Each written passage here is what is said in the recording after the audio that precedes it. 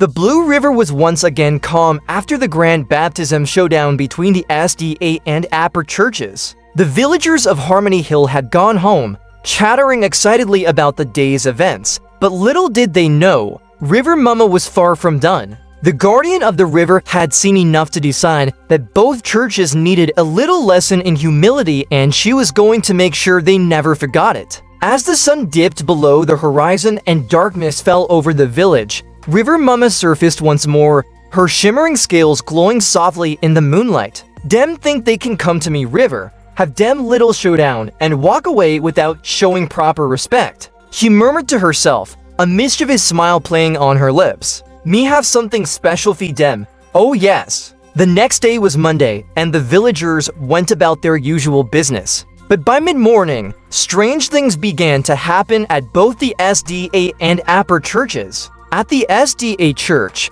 Pastor Brown was in his office, preparing his next sermon, when he heard a loud noise coming from the sanctuary. It sounded like someone was dragging a heavy chain across the floor. Curious, he walked out to investigate. As soon as he stepped into the sanctuary, the door slammed shut behind him, and the room plunged into darkness. The sound of chains grew louder, and Pastor Brown's heart raced. "Who's there?" he called out, trying to keep his voice steady. Suddenly, the lights flickered back on, and to Pastor Brown's horror, he saw that the entire sanctuary was filled with water. The pews were floating, and strange, fish-like creatures were swimming around, nibbling at the hymnals. But the strangest sight of all was the choir. The SDA choir, dressed in their usual robes, were standing waist-deep in the water, singing no, gurgling their usual hymns, but with bubbles rising up from their mouths like they were underwater. And leading the choir was none other than River Mumma herself, waving her arms like a conductor, her long hair swirling around her. "Pastor Brown," River Mumma sang in a melodious voice, "you didn't respect me, River, so now me bring the river to you." Pastor Brown tried to wade through the water to get to the door, but every time he moved, the water level seemed to rise. "River Mumma, please, we meant no harm," he pleaded, but River Mumma just smiled and continued conducting the choir. Meanwhile, over at the APO church, Bishop White was experiencing his own nightmare. He had just finished leading a morning prayer meeting when the ground beneath the church began to tremble.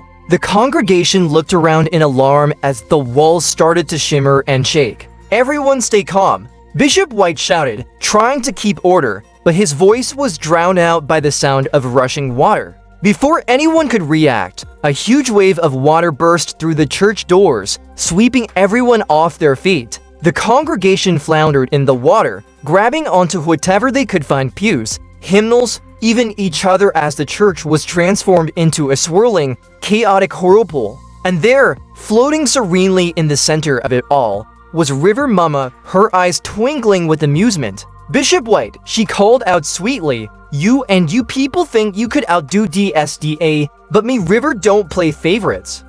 Bishop White, sputtering and soaked to the bone, grabbed onto a floating tambourine and tried to shout over the chaos. "River Mumma, we didn't mean no disrespect. Just let us go, please." But River Mumma wasn't done yet. With a wave of her hand, she sent the water spinning faster, causing the tambourines to jingle and the choir members to sing in panicked, off-key harmony. For the next hour, both churches were at the mercy of River Mumma's playful vengeance. The SDA choir kept gurgling hymns, while the fish nibbled at their robes, and over at the APO church, the congregation was stuck in a never-ending whirlpool, clinging to floating hymnals for dear life. Finally, just as Pastor Brown and Bishop White were about to lose all hope, River Mumma decided they had learned their lesson.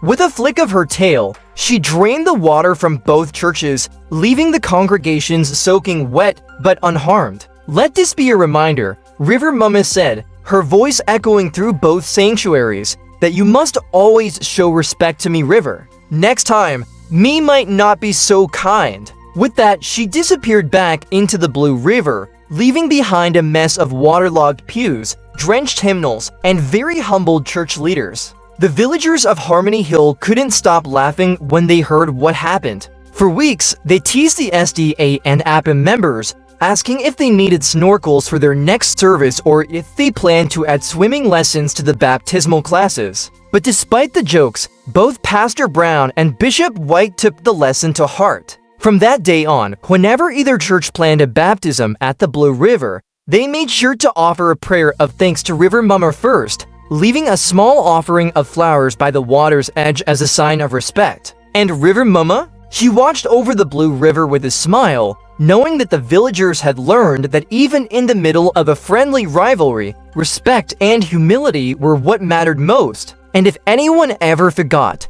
well, River Mumma was always ready to remind them with a little splash of humor.